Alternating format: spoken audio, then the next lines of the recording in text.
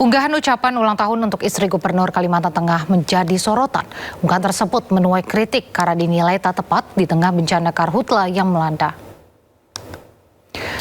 Ucapan selamat ulang tahun untuk Aisyah Tisia Agustiar, istri Gubernur Agustian Sabran, diunggah akun resmi Disbupar Kalimantan Tengah 2 hari lalu atau pada 21 Agustus 2026. Ucapan ini pun langsung menjadi perhatian karena muncul ketika Kalimantan Tengah sedang dilanda kebakaran hutan dan lahan. Netizen pun mempertanyakan empati dan relevansi publikasi ucapan ulang tahun di tengah darurat karhutla.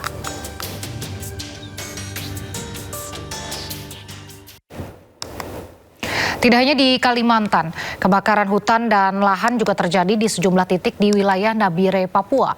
TNI pun berupaya memadamkan api dengan yang cepat meluas. Kebakaran mulanya diperkirakan terjadi pada Jumat sore waktu setempat berdasarkan informasi warga sekitar. Kepulan asap menyelimuti sebagian wilayah kota Nabire dan mengganggu aktivitas warga. Pemadam kebakaran TNI Angkatan Darat, BNPB dan BPBD Provinsi Papua Tengah berupaya memadamkan api di lokasi. 70 personil TNI dari Yonif TP 804 juga dikerahkan bersama dengan 2 unit truk tangki air menuju ke titik kebakaran terbesar di kawasan Jalan Poros Kampung Waroki, Distrik Nabire Barat, Kabupaten Nabire, Papua Tengah. Kebakaran juga mulai mendekati bangunan sekolah. Kobaran api akhirnya mampu dipadamkan di lokasi tersebut, namun warga tetap diminta waspada karena karhutla masih berpotensi terjadi selama musim kemarau. Disinilah tempat yang terjadi pusat kebakaran di sini. Apinya banyak menuju ke kota. Di sepanjang kanan kiri jalan kita bisa saksikan kurang lebih sekitar 1 kilo kejadian kebakaran, termasuk di Waroki Jalan Bawah. Dan hari ini kami cukup tertolong dibantu, di mana dari Korem membantu kita dengan pasukan yang ada, Kodim, Yon PP.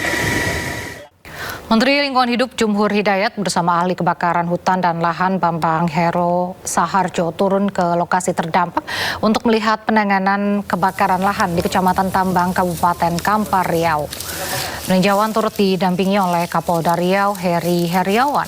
Rombongan mengecek kondisi lahan yang terbakar dan titik-titik yang masih berpotensi menimbulkan api serta langkah penanganan yang telah dilakukan.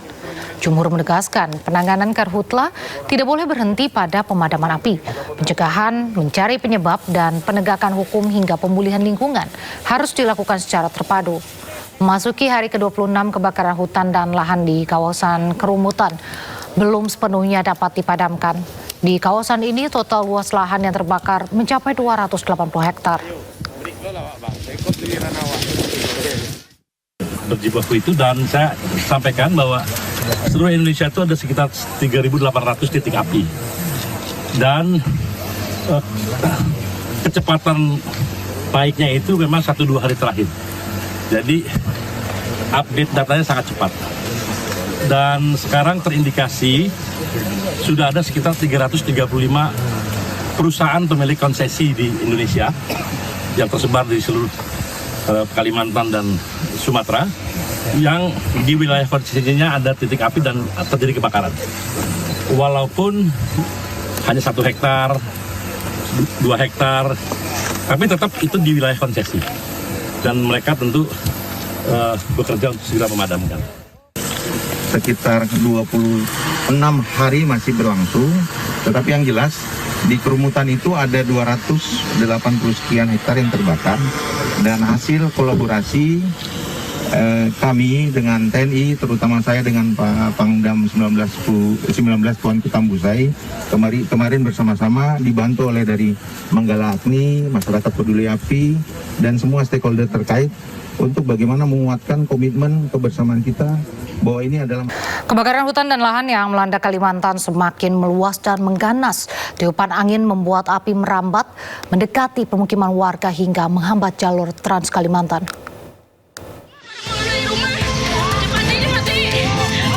Kebakaran hutan dan lahan di Kalimantan Selatan yang terus meluas kini hampir merambat ke pemukiman warga.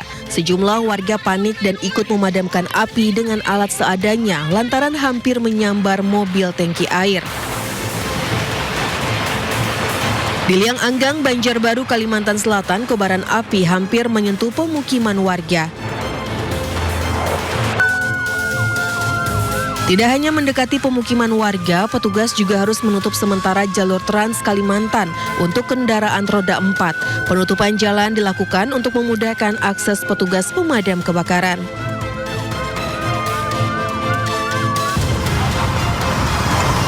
Akibatnya sejumlah kendaraan tertahan hingga proses pemadaman selesai. Ada yang memilih menunggu, ada pula kendaraan yang memilih untuk putar balik.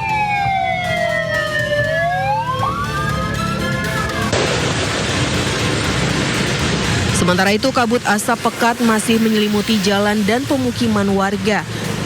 Jarak pandang hanya sekitar 100 meter dan mengganggu aktivitas warga. Kebakaran hutan dan lahan di Pulau Kalimantan terjadi di 4 provinsi. Selain Kalimantan Selatan, 2 provinsi terparah lainnya adalah Kalimantan Barat dan Kalimantan Tengah. Polri hari ini menyampaikan perkembangan penanganan kebakaran hutan dan lahan yang melanda sejumlah wilayah Indonesia. Sebanyak 62% dari total area hutan dan lahan yang terbakar telah berhasil dipadamkan. Dalam konferensi pers yang digelar pada siang tadi, Karobinops Stama Ops Polri Kombes Pol Auliansyah Lubis menjelaskan terdapat lebih dari 7.800 titik api yang tersebar, sebagian besar terkonsentrasi di 5 provinsi. Dari karhutla yang melanda lebih dari 64.000 hektar lahan, tim gabungan Polri, TNI, BPBD dan masyarakat setempat berhasil memadamkan api di 39.000 hektar lahan. Polri juga menyatakan telah memperkuat langkah mitigasi sejak tahap prabencana. Dan hingga kini lebih dari 48.000 personil dikerahkan untuk menangani karhutla. Nah, dari tanggal 22 yang lalu, ada 48.656 hotspot yang terdeteksi secara nasional dan hasil verifikasi darat mengkonfirmasi adanya 7.872 titik api yang aktif. Jadi lebih kurang dari hotspot tadi sekitar 16,17%. Sebagian besar terkonsentrasi di 5 provinsi prioritas, yaitu Kalimantan Barat, ada sekitar 2.849 titik api, kemudian Riau ada 1.201 titik, Sumatera Selatan ada 1.105 titik, Kalimantan Selatan 738 titik, dan Kalimantan Tengah ada 674 titik.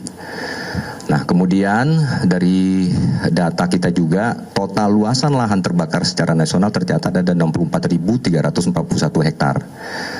Jadi berkat kerja keras dari tim gabungan Polri, TNI, BPBD, Manggala Agni, dan masyarakat di lapangan sebesar 39.959 hektar atau 62% dari total area terbakar telah berhasil dipadamkan dan dikendalikan. Maka Polri memperkuat langkah mitigasinya sejak tahap prabencana, di mana pendekatan pencegahan berbasis pada data, kolaborasi lintas sektor dan kesiapsiagaan personil, serta seluruh jajaran, ini sudah mulai melakukan sejak awal, yaitu adalah pembaruan pemetaan wilayah rawan karhutla.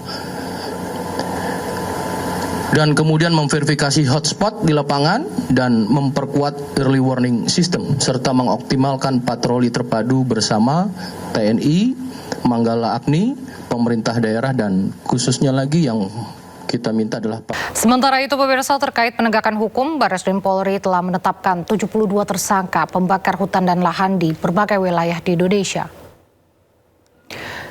Direktur Tindak Pidana Tertentu atau Dirtipiter Barreskrim Polri, Brigjen Muhammad Irhamni menjelaskan, penetapan 72 tersangka berasal dari 89 laporan yang ditangani 9 jajaran Polda. Polri akan terus menindak tegas para pelaku pembakaran lahan demi menjaga kelestarian lingkungan dan keselamatan masyarakat dari ancaman bencana kabut asap. Ke-9 Polda ini telah melaksanakan kegiatan proses penyelidikan dan penyidikan dengan jumlah tersangka kurang lebih yang sudah ditetapkan adalah 72 orang tersangka perorangan, yang mana proses penyelidikan dan penyidikan tersebut adalah melakukan penyelidikan dan penyidikan di titik-titik api yang terjadi di lapangan.